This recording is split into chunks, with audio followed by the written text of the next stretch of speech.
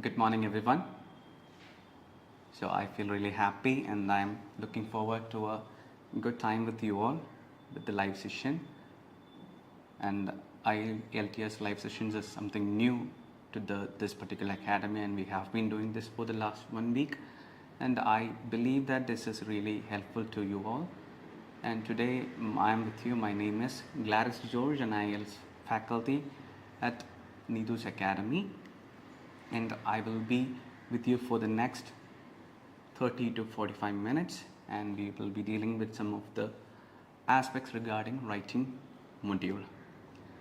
Okay, before actually getting into the topic straight away, let's talk about something in general with regard to the writing or the English language. Okay, as we all know, communication is a vital aspect of any language, and communication is the process through which a sender exchanges information or ideas or anything with a receiver, and this particular communication involves basic skills. The major four skills of communication are listening, speaking, reading, and writing. And this communication can happen in any forms, like it can happen spoken communication, written communication, or even non-verbal, and in some cases graphical representations can also communicate things with others. Okay, so in any form of these communication, for a successful communication to happen, the main criteria is the sender. When a sender sends a message to a receiver, the receiver should understand the message or the information passed by the sender in the same manner perceived by the sender. If that is not happening, then we can clearly say that the communication is incomplete, or it is not proper. So for any communication to be proper, both the sender and the receiver should have a proper understanding of what is being communicated. Okay, so in IELTS modules, we have these four skills assessed, mainly because this is a English language proficiency test, and one of the major modules is the writing session. So today we will be dealing with the writing session in detail, and let's straight away go into the topic for today. Can I please have the materials shown on the display? Thank you. I hope it's visible to you. So today we will be discussing deep into the aspect regarding coherence and cohesion. So these two concepts might be familiar to you people. നിങ്ങൾക്ക് already അറിയാവുന്നൊരു കാര്യമാണ് ഈ coherence and cohesion എന്നുള്ളത്. But at times this particular element has been overlooked by many students. Okay, അതിന് വേണ്ട ഒരു importance അല്ലെങ്കിൽ ഒരു കൺസിഡറേഷൻ കൊടുക്കുന്നതായിട്ട് കണ്ടിട്ടില്ല. അപ്പം in my personal opinion, out of the 4 criteria for assessing a writing task 2, one of the important criteria is coherence and cohesion. ബാക്കി criteria നമുക്കറിയാം ഏതൊക്കെയാണെന്നുള്ളത്. ഒന്ന് ടാസ്ക് റെസ്പോൺസ് ആണ്. Task response deals with the response that you give to the particular task. It's not just mere the response, it's the completeness of the response that you give, making sure that you are giving relevant ideas with sufficient explanation and examples to support the same. And lexical resources criteria deals with the usage of words.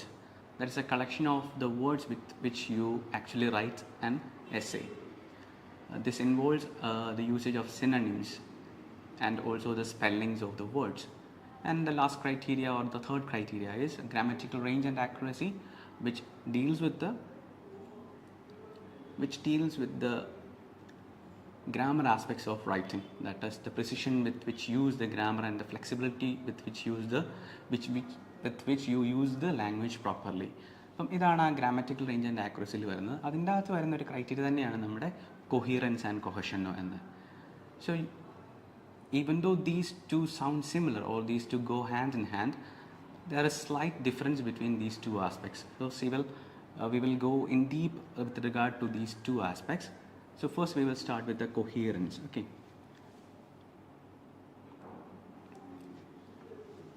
coherence, as I have mentioned earlier, നമുക്കൊരു successful communication നടക്കണമെങ്കിൽ, ഞാനിപ്പോൾ ഒരാൾക്കൊരു message pass ചെയ്യുകയാണെങ്കിൽ ഞാൻ ഉദ്ദേശിച്ച രീതിയിൽ തന്നെ ഞാൻ ഇൻറ്റൻറ്റ് ചെയ്ത ആൾ മനസ്സിലാക്കുന്നില്ല എന്നുണ്ടെങ്കിൽ അവിടെ ആ കമ്മ്യൂണിക്കേഷൻ ഇൻകംപ്ലീറ്റ് ആയി പോവാണ്, അല്ലെങ്കിൽ അവിടെ ആ കമ്മ്യൂണിക്കേഷൻ എഫക്റ്റീവ് ആകുന്നില്ല. അപ്പോൾ അങ്ങനെ എഫക്റ്റീവ് കമ്മ്യൂണിക്കേഷൻ നടക്കാത്ത സ്ഥിതിക്ക് ആ ഒരു പർപ്പസ് തന്നെ വേർത്തി ആകുന്നില്ല അവിടെ, ആ കമ്മ്യൂണിക്കേഷൻ്റെ പർപ്പസ് തന്നെ. അപ്പം സിമിലർലി റൈറ്റിങ്ങിലും നമ്മുടെ റൈറ്റിങ് മറ്റൊരാൾ വായിക്കുമ്പോഴത്തേക്ക് നമ്മൾ ഉദ്ദേശിച്ച രീതിയിൽ തന്നെയാണോ അദ്ദേഹത്തിന് മനസ്സിലാകുന്നത്. അങ്ങനെ അദ്ദേഹത്തിന് മനസ്സിലാകുന്നില്ല എന്നുണ്ടെങ്കിൽ we can clearly say that it's because of the lack of coherence and cohesion or the ambiguity in your writing. അപ്പം ഇതാണ് ഇതിൻ്റെ മെയിൻ പ്രശ്നം എന്ന് പറയുന്നത്. നമ്മൾ എന്ത് കാര്യം എഴുതിയാലും അത് നമ്മൾ വായനക്കാർക്ക് അത് അതേ രീതിയിൽ മനസ്സിലാകുന്ന രീതിയിൽ പ്രസൻറ്റ് ചെയ്യുക എന്നുള്ളത് വളരെ ഇമ്പോർട്ടൻറ്റ് ക്രൈറ്റീരിയ ആണ്. ഓക്കെ, അപ്പം coherence and cohesion deals with the clarity of writing or the clarity of expressions. ഈ ഒരു കാര്യമാണ് ഈ പർട്ടിക്കുലർ കാറ്റഗറിയിൽ എൻഷുർ ചെയ്യുന്നത്. So we will look at what coherence is. Okay, many of us know that coherence is the structure of the paragraphs or the structure of the essay. ഇപ്പം നമ്മളൊരു essay എഴുതുമ്പോഴത്തേക്ക് അതിൻ്റെ ഒരു ക്ലിയർ കട്ട് ഔട്ട്ലൈൻ വേണം, എങ്ങനെയാണ് അതിൻ്റെ അകത്ത് കാര്യങ്ങൾ വരുന്നത് എന്നുള്ളത്. That gives the reader an opportunity to better understand what the written content is. അപ്പം അതിനൊരു ക്ലാരിറ്റിക്ക് വേണ്ടിയാണ് നമുക്കൊരു സ്ട്രക്ചർ ഫോളോ ചെയ്യണം. അപ്പം കൊഹീറൻസ് നമുക്കൊരു ഒറ്റ വേർഡിൽ പറയാം, it's all about the structure, how you start an essay, how you progress an essay and how you end a particular essay. അപ്പം ഇത് കറക്റ്റായിട്ട് വരികയാണെന്നുണ്ടെങ്കിൽ നമുക്ക് ഇതിനെ ഒരു കൊഹീറൻറ്റ് റൈറ്റിംഗ് ആണെന്ന് പറയാം, ഈ ഒരു സ്ട്രക്ചർ കറക്റ്റ് ഫോളോ ചെയ്യുകയാണെന്നുണ്ടെങ്കിൽ. കുറച്ചും കൂടെ ഡീപ്പറായിട്ട് പറയുകയാണെന്നുണ്ടെങ്കിൽ നമുക്ക് കൊഹീറൻസ് എന്ന് പറയുന്നത് it's the connection of ideas എന്ന് പറയാം, കണക്ഷൻ ഓഫ് ഐഡിയാസ്. ഓക്കെ, അപ്പം നമ്മൾ പറയുന്ന ഐഡിയാസ് കണക്റ്റഡ് അല്ല എന്നുണ്ടെങ്കിൽ നമ്മളുടെ വായനക്കാർക്ക് ഒരിക്കലും ഇത് പ്രോപ്പറായിട്ട് കോംപ്രിഹെൻഡ് ചെയ്യാൻ പറ്റത്തില്ല. So you need to connect your ideas so that the reader is able to clearly understand what you are trying to convey. അപ്പോൾ ആ ഒരു ക്ലാരിറ്റിക്ക് വേണ്ടിയാണ് നമ്മൾ കൊഹീറൻസിൻ്റെ അകത്ത് പറയുന്നത്. So first we can mention that this is about clarity.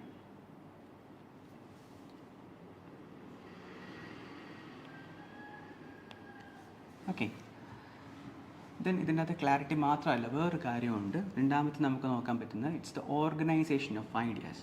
നമുക്ക് ക്ലാരിറ്റി ഉണ്ട്, പക്ഷേ അത് വെൽ ഓർഗനൈസ്ഡ് അല്ല. മീൻസ് അതിനൊരു സ്മൂത്ത് കണക്ഷൻ ഉണ്ടാകുന്നില്ല, ഒരു ട്രാൻസിഷൻ ഉണ്ടാകുന്നില്ല ഓരോ ഐഡിയയിൽ നിന്നും. അങ്ങനെയാണെന്നുണ്ടെങ്കിലും നമുക്കതൊരു കൊഹീറൻറ്റ് റൈറ്റിംഗ് ആണെന്ന് പറയാൻ പറ്റത്തില്ല. So you need to organize your ideas.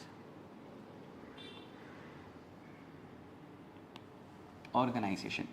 നമുക്കൊരു മൂവിയുടെ കേസ് എടുക്കാം. മൂവിക്കൊരു സെറ്റ് സ്ക്രീൻ പ്ലേ ഉണ്ട്, അല്ലെങ്കിൽ ഓരോ ഇവൻറ്റ്സും എവിടെയാണ് വരണമെന്നുള്ളത് അതിനൊരു ഒരു കഥയുണ്ട് അതിന് ഓൾറെഡി. അപ്പോൾ അതിൻ്റെ ബേസിസിലാണ് അത് പോകുന്നത്. So they have A clear cut outline of how things are happening in A movie. അല്ല ഒരിക്കലും ക്ലൈമാക്സും ഉണ്ടെങ്കിൽ ആദ്യത്തെ ഷോർട്ടായിട്ട് അവർ വെക്കാറില്ല. കാരണം അതിന് ആ ഒരു ലോജിക്കൽ പ്രോഗ്രഷൻ ഉണ്ട്, അത് വരേണ്ട സ്ഥലത്തേ അത് വരാവുള്ളൂ. സിമിലർലി നമ്മുടെ റൈറ്റിങ്ങിൻ്റെ അകത്തും ആ ഒരു പ്രോഗ്രഷൻ ഉണ്ടാകണം.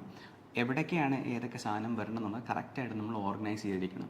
അങ്ങനെ ചെയ്ത് കഴിഞ്ഞാൽ നമ്മുടെ വായനക്കാർക്ക് കുറച്ചും കൂടെ ഈസി ആയിട്ടത് മനസ്സിലാക്കാൻ സാധിക്കും. ഓക്കെ, അപ്പം നമുക്കിതിൻ്റെ അകത്ത് അണ്ടർസ്റ്റാൻഡബിലിറ്റിയും കൂടെ ഇൻക്ലൂഡ് ചെയ്യാം ഈ ഒരു കൊഹീറൻസ് എന്നുള്ള കാര്യത്തിൻ്റെ അകത്ത്.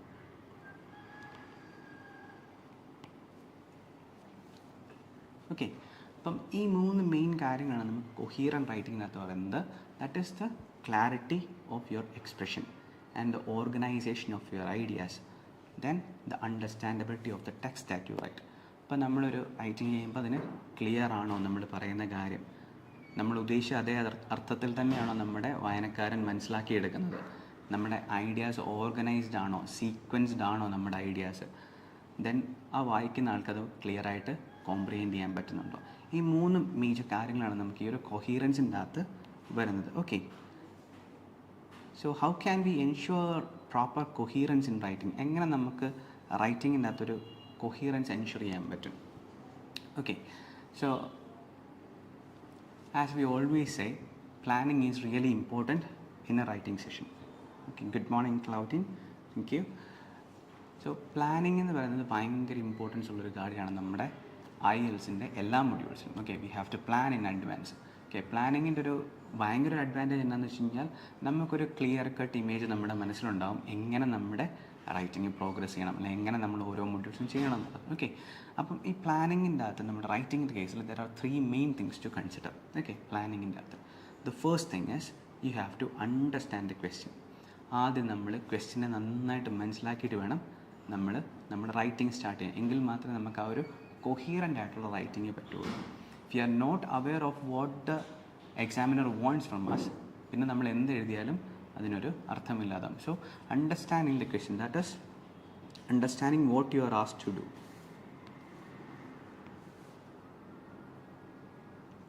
What you are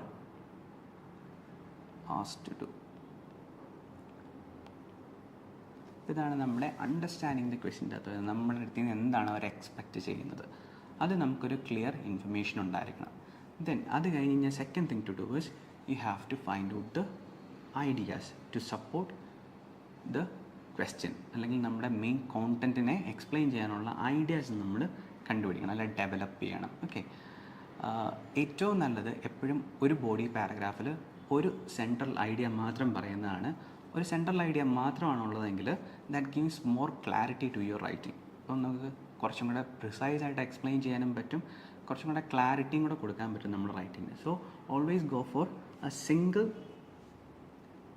single idea എന്ന ബോഡി പാരഗ്രാഫ്. ഓക്കെ, അപ്പോൾ ഇവിടെ നമുക്ക് you have to find the main idea or the central idea. Then ഈ ഐഡിയ നമ്മൾ കണ്ടുപിടിക്കുമ്പോൾ തന്നെ you have to make sure that how you are going to explain it. അപ്പോൾ നമ്മൾ എങ്ങനെയാണ് എക്സ്പ്ലനേഷൻ പാർട്ട് കൊടുക്കാൻ പോകുന്നത്, അതിനെപ്പറ്റി നമുക്കൊരു നല്ല അവയർനെസ് ഉണ്ടാകണം. Along with that you have to find out the examples to support.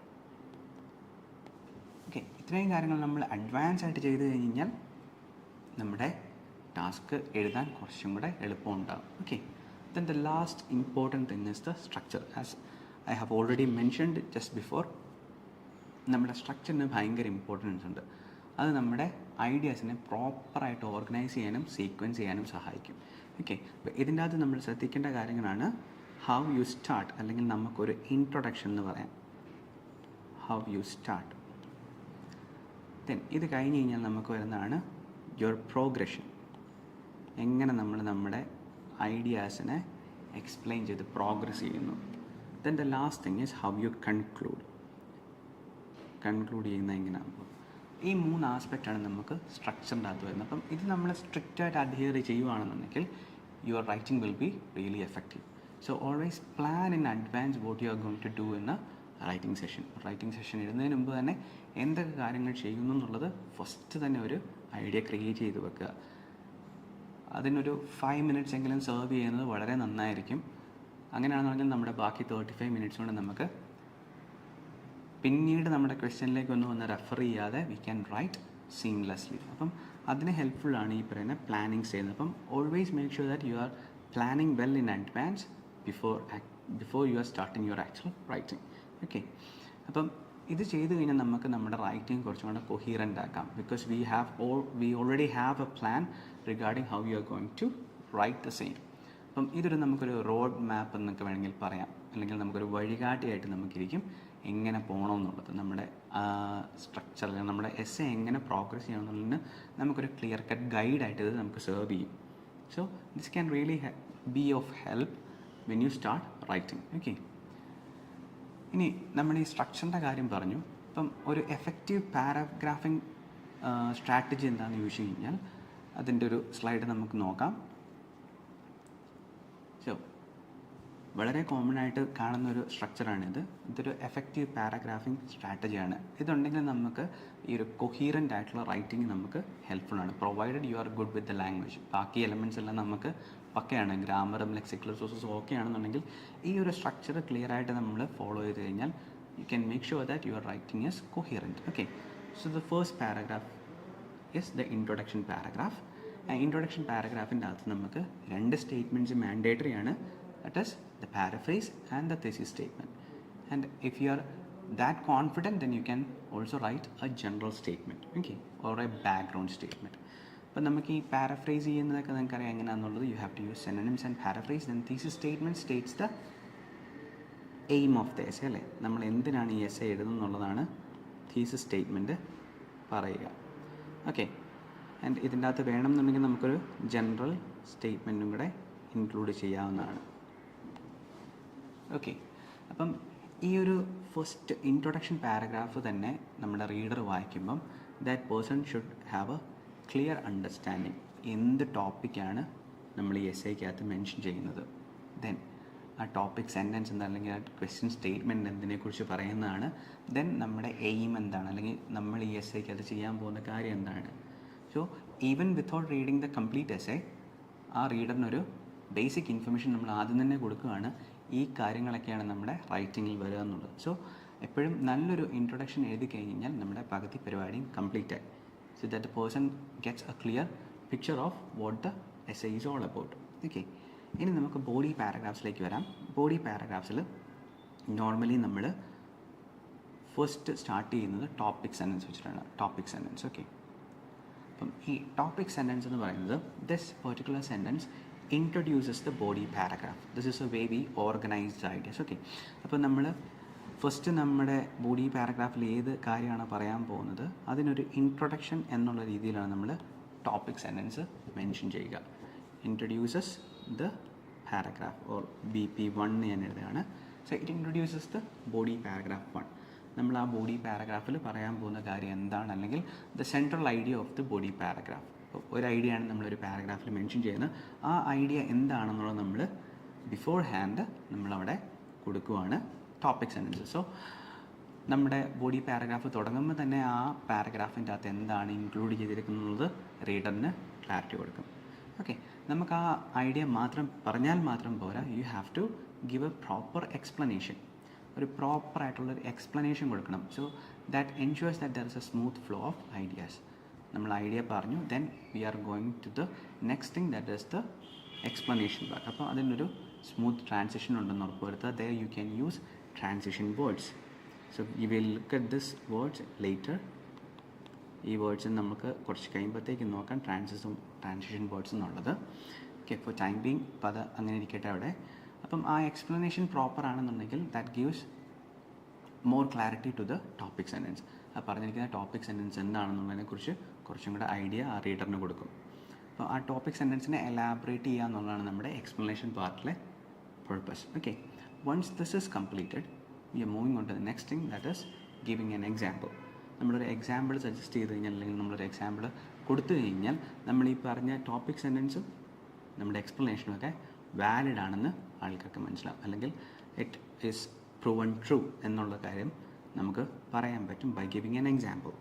Okay, then you have to conclude that particular paragraph. ആ ഒരു പാരഗ്രാഫ് കൺക്ലൂഡ് ചെയ്യുക. നമ്മൾ ആ പറഞ്ഞ കാര്യങ്ങൾ എന്തൊക്കെയാണോ അതിനെപ്പറ്റി ഒന്ന് സമ്മപ്പ് ചെയ്യുക. ഓക്കെ, ദെൻ ഇതേ കാര്യം തന്നെ നമ്മുടെ ബോഡി പാരഗ്രാഫ് 2ലും വരുന്നത്. When we follow this particular structure this ensures that നമ്മുടെ ഐഡിയ കുറച്ചും കൂടെ പ്രോപ്പറായിട്ടാണ് ആൾക്കാരുടെ അടുത്തേക്ക് കമ്മ്യൂണിക്കേറ്റ് ചെയ്യപ്പെടുന്നുള്ളത്.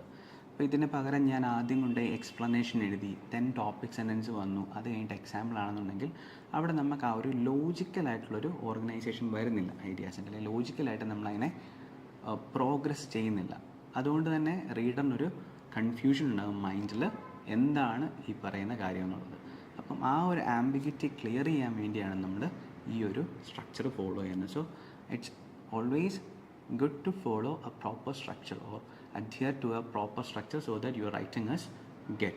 ഇതേ കാര്യം തന്നെയാണ് പാരഗ്രാഫ് 2ലും വരുന്നത്. സോ അത് ഞാൻ വീണ്ടും പറയുന്നില്ല. So we will move on to the next one that is a conclusion paragraph. Okay, conclusion പാരഗ്രാഫിലേക്ക് വരുമ്പോഴത്തേക്ക് നമ്മൾ സാധാരണ ചെയ്യുന്നത് we summarise the idea stated in paragraph 1 and 2. അപ്പം നമ്മൾ ഓൾറെഡി നമ്മുടെ ഐഡിയാസ് എക്സ്പ്ലെയിൻ ചെയ്തിട്ടുണ്ട്, എക്സാമ്പിളൊക്കെ കൊടുത്തിട്ടുണ്ട്. സോ ഇന്ന് കൺക്ലൂഷൻ പാരഗ്രാഫിലേക്ക് വരുമ്പോഴത്തേക്ക് നമ്മൾ ആ പറഞ്ഞ കാര്യത്തിനെ ഒന്നുകൂടെ റീസ്റ്റേറ്റ് ചെയ്യുക അല്ലെങ്കിൽ സമ്മറൈസ് ചെയ്യുക. എവിടെ നമ്മൾ ശ്രദ്ധിക്കേണ്ട ഒരു കാര്യമേ ഉള്ളൂ, യു ഹാവ് ടു റീഫ്രേസ്. നമ്മൾ പറയുന്ന കാര്യം ഒന്ന് റീഫ്രേസ് ചെയ്ത് എഴുതുവാണെങ്കിൽ അത്രയും നല്ലതായിരിക്കാം. ദെൻ വേറൊരു കാര്യം കൂടെ നമുക്ക് കൺക്ലൂഷൻ്റെ അകത്ത് വരും. ഇൻ കേസ് ഓഫ് ഒപ്പീനിയൻ എസ്സേസിൽ they you have to clearly restate your position. നമ്മുടെ പൊസിഷനും കൂടെ റീസ്റ്റേറ്റ് ചെയ്ത് കഴിഞ്ഞാൽ കുറച്ചും കൂടെ നല്ലതായിരിക്കാം. ഓക്കെ, അപ്പോൾ നമ്മുടെ ആ ഒരു തുടക്കത്തിൽ നമ്മൾ ഒപ്പീനിയൻ എസ്സേക്കകത്ത് തീസിസ് സ്റ്റേറ്റ്മെൻറ്റിൽ നമ്മുടെ പൊസിഷൻ പറയുന്നുണ്ട്, അറ്റ് ദി എൻഡും നമ്മൾ പൊസിഷൻ പറഞ്ഞ് കൺക്ലൂഡ് ചെയ്യുന്നുണ്ട്. സോ ഈ ഒരു സ്ട്രക്ചർ പ്രോപ്പറായിട്ട് ഫോളോ ചെയ്യുകയാണെന്നുണ്ടെങ്കിൽ നമുക്ക് ഒരു കൊഹീറൻറ്റ് റൈറ്റിംഗ് ആണെന്ന് നമുക്ക് പറയാൻ പറ്റും. There is A good flow of ideas.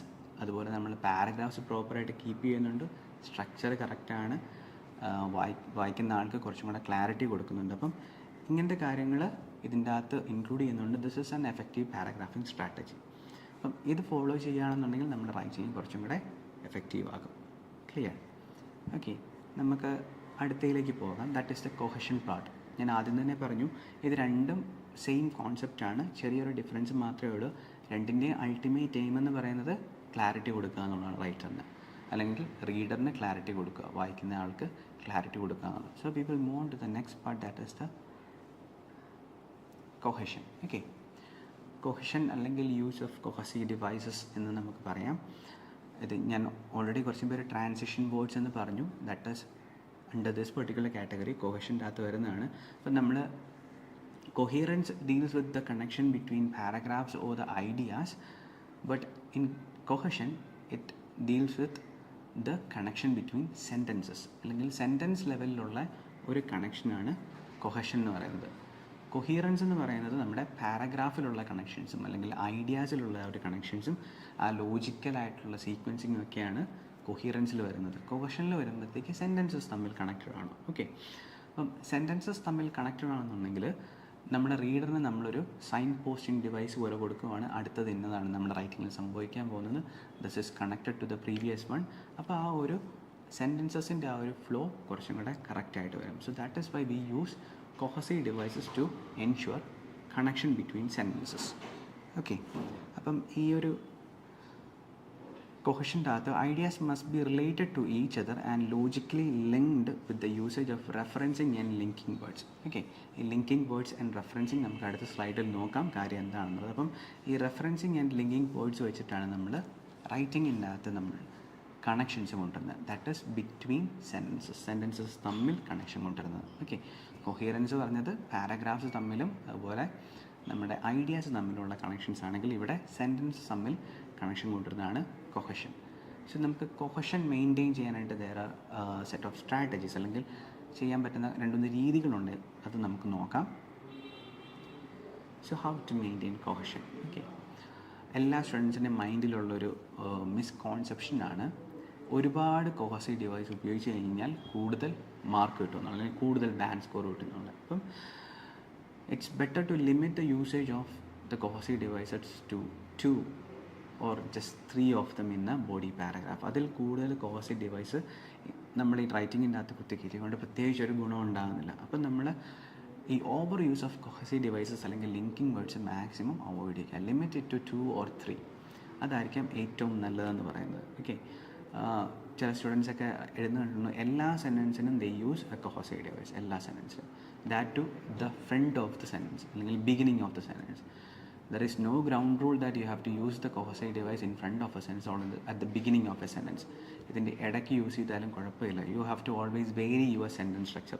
ഒരേ രീതിയിൽ തന്നെ എപ്പോഴും എഴുതുന്നത് നമുക്ക് റൈറ്റിങ്ങിന് ബാൻഡ് സ്കോർ കുറയ്ക്കത്തേ ഉള്ളൂ. അപ്പം you have to vary your sentence structures. Okay, അപ്പം first thing to keep in mind is you have to avoid the repetition of അല്ലെങ്കിൽ avoid the use of cohesive device, over use of cohesive devices. അത് ചെയ്യാൻ ശ്രമിക്കുക. Then നമുക്ക് cohesion maintain ചെയ്യാൻ പറ്റുന്ന വേറെ രീതിയാണ് നമുക്ക് പ്രൊനൗൺസും സബ്സ്റ്റിറ്റ്യൂഷൻസും ഉപയോഗിക്കാം. Pronounce and substitutions. ഓക്കെ, അപ്പം ഈ പ്രൊനൗൺസ് നമുക്കറിയാം these are the words which are used in place of A noun. അപ്പം നമ്മുടെ റൈറ്റിങ്ങിൻ്റെ അത് ഒരു നൗൺ തന്നെ വീണ്ടും വീണ്ടും റിപ്പീറ്റ് ചെയ്യാതിരിക്കാൻ വേണ്ടി നമ്മൾ ഉപയോഗിക്കുന്നതാണ് പ്രൊനൗൺസ്. നമ്മൾ റെപ്പറ്റീഷൻസ് കൂടിക്കഴിഞ്ഞ് കഴിഞ്ഞാൽ നമ്മുടെ ബാൻഡ് സ്കോർ അതിനനുസരിച്ച് അഫക്റ്റഡ് ആകും. അതുകൊണ്ട് റെപ്പറ്റീഷൻസ് ഒഴിവാക്കാൻ വേണ്ടി what we use is pronouns. അപ്പോൾ ഇതിൻ്റെ അകത്ത് 2 കൈൻഡ്സ് ഓഫ് പ്രൊനൗൺസ് നമുക്ക് യൂസ് ചെയ്യാം. ഒന്ന് പൊസസീവ് പ്രൊനൗൺസ്. ഓക്കെ, പൊസഷൻ കാണിക്കുന്ന പ്രൊനൗൺസ് നമുക്ക് ഉപയോഗിക്കുന്നത് ഹിസ് ഓർ ഹർ, ദെയർ. അപ്പം ഇങ്ങനത്തെ വാക്കുകൾ ഉപയോഗിച്ചിട്ട് നമുക്ക് ഈ ഒരു കണക്ഷൻ മെയിൻറ്റെയിൻ ചെയ്യാൻ പറ്റും. ഓക്കെ, പൊസസീവ് പ്രൊനൗൺസ് യൂസ് ചെയ്തുകൊണ്ട് അല്ലെങ്കിൽ ഇറ്റ്സ് ആണെങ്കിലും നമുക്ക് ഉപയോഗിക്കാവുന്നതാണ്. ഓക്കെ, ദെൻ രണ്ടാമത്തേന്ന് പറഞ്ഞു കഴിഞ്ഞാൽ നമുക്ക് ഡിറ്റർമിനേഴ്സ് യൂസ് ചെയ്യാം.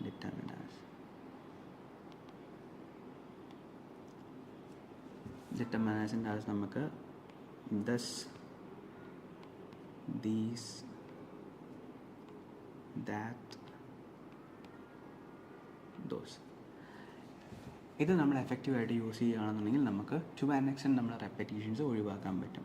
So this also is important in maintaining cohesion. ഈ വാക്കുകൾ നമ്മുടെ റൈറ്റിങ്ങിൻ്റെ അകത്ത് ഇൻക്ലൂഡ് ചെയ്താൽ നമ്മുടെ റൈറ്റിംഗ് കുറച്ചും കൂടെ കൊഹസീവ് ആണെന്ന് പറയാൻ പറ്റും, അല്ലെങ്കിൽ കൊഹഷനുള്ള റൈറ്റിംഗ് ആണെന്ന് നമുക്ക് പറയാൻ പറ്റും. So keep this in mind. ഈ രണ്ട് രീതിയിൽ നമുക്ക് പ്രൊനൗൺസ് യൂസ് ചെയ്യുകയോ സബ്സ്റ്റിറ്റ്യൂഷൻസ് യൂസ് ചെയ്തോ നമുക്ക് കൊഹഷൻ മെയിൻറ്റെയിൻ ചെയ്യാൻ പറ്റും. ഓക്കെ, ദെൻ അടുത്ത നമുക്ക് ചെയ്യാൻ പറ്റുന്ന കാര്യമാണ് using A range of synonyms. അപ്പോൾ നമ്മുടെ റൈറ്റിങ്ങിൻ്റെ അകത്ത് നമുക്ക് ഓൾറെഡി അറിയാം ലെക്സിക്കൽ റിസോഴ്സസിൻ്റെ അകത്തെ ഒരു ഭാഗമാണ് യൂസ് ഓഫ് സിനണിംസ് എന്ന് പറയുന്നത്. Maximum number of synonyms use ചെയ്യുക, സബ്സ്റ്റിറ്റ്യൂട്ടുകളെ കണ്ടുപിടിക്കുക.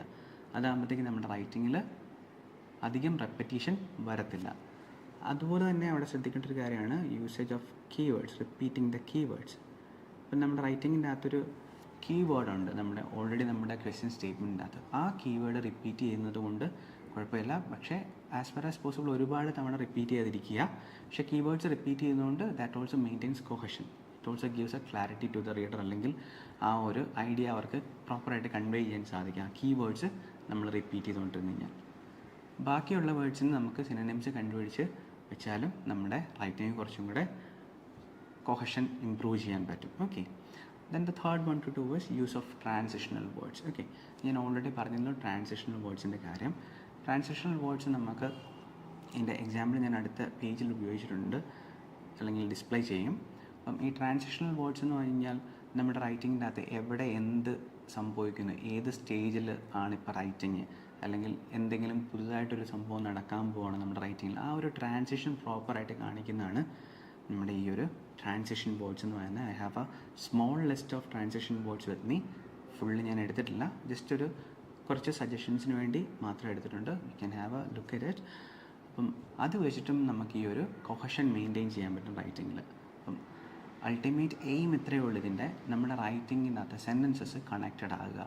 അങ്ങനെ കണക്ഷൻസ് മെയിൻറ്റെയിൻ ചെയ്ത് കഴിഞ്ഞാൽ അത് വായിക്കുന്ന ആൾക്ക് വളരെ എളുപ്പമായിരിക്കാം കോംപ്രിഹെൻഡ് ചെയ്യാനായിട്ട്. അതാണ് നമ്മുടെ ഈ ഒരു കൊഹഷൻ്റെ കാര്യത്തിൽ വരുന്നത്. Okay,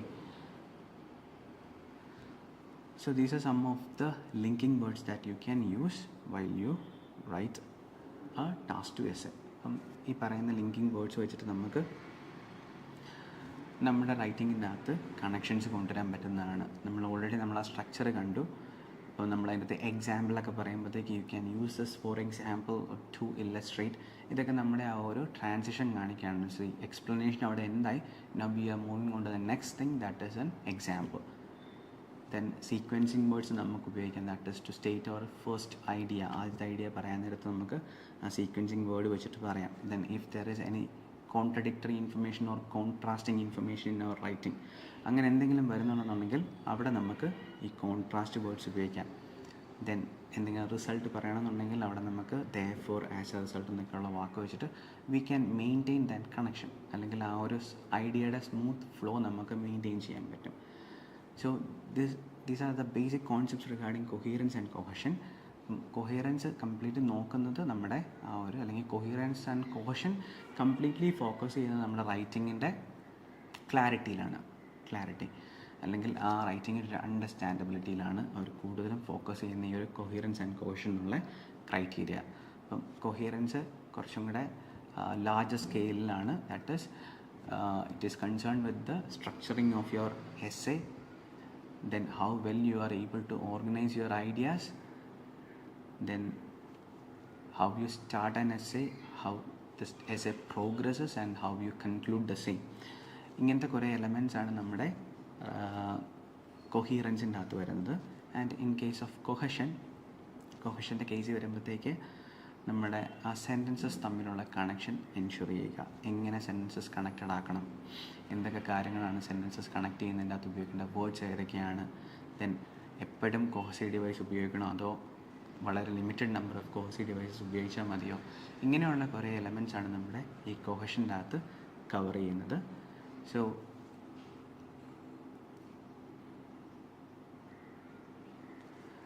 this is all about the coherence and cohesion in IELTS task 2 writing. ഞാൻ ആകെ കോൺസെൻട്രേറ്റ് ചെയ്ത് കൂടുതലും ടാസ്ക് 2 റൈറ്റിങ്ങിനകത്താണ്. ടാസ്ക് 1 റൈറ്റിങ്ങിലും മോർ ഓർ ലെസ് സെയിം ആണ് കൊഹിയറൻസ് ആൻഡ് കൊഹഷൻ്റെ ആ ഒരു usage, apart from a minor difference that is with regard to the paragraphing. Task 2 റൈറ്റിങ്ങിൻ്റെ അകത്ത് ആണ് കൂടുതലും പാരഗ്രാഫിങ്ങിൻ്റെ ഒരു എലമെൻറ്റ് വരുന്നത്. ടാസ്ക് 1 റൈറ്റിങ്ങിൽ അത്രയും പാരഗ്രാഫിങ്ങിൻ്റെ ഒരു എലമെൻറ്റ് വരുന്നില്ല. ബാക്കി നമ്മൾ ഈ കണ്ട എല്ലാ കാര്യങ്ങളും ടാസ്ക് 1ലും വരുന്നതാണ്. അവിടെയും ശ്രദ്ധിക്കേണ്ട കാര്യമാണ് over use of linking words ഒഴിവാക്കുക. ഓക്കെ, കമ്പാരിസണൊക്കെ ഉള്ളിടത്ത് മാത്രം നമ്മുടെ ക്വസ്റ്റ്യൻ്റെ അകത്ത് പറയുന്നതാണ് you have to make comparisons where relevant. അങ്ങനെ കമ്പയർ ചെയ്യേണ്ട കേസസിലൊക്കെ മാത്രം നമ്മൾ കമ്പാരിസണിനുള്ള വേർഡ്സ് നമുക്ക് യൂസ് ചെയ്യാം.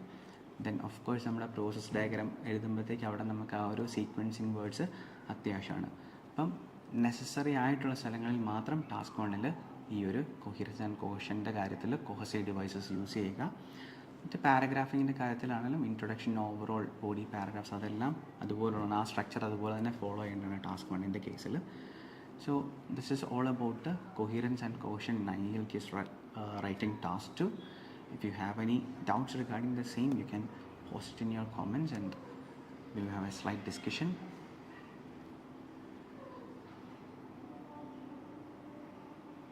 And if there isn't any, we shall wind up the session for now.